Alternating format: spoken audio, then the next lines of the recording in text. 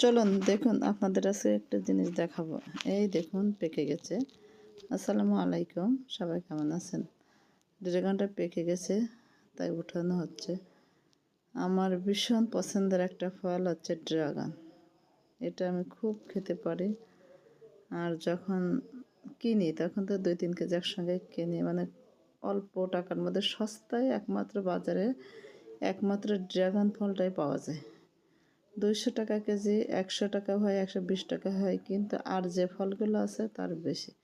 আমি geo bag order করছিলাম, একটা ব্যাগ নিয়ে আসছি উপরে গাছ লাগানোর জন্য।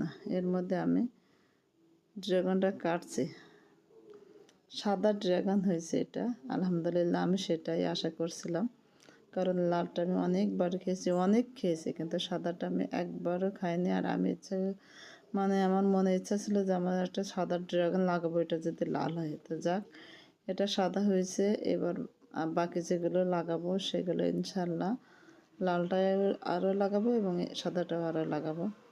আলহামদুলিল্লাহ, আমি তো সেই খুশি। দেখুন সাদার কালো এত সুন্দর লাগছে, মানে সেই।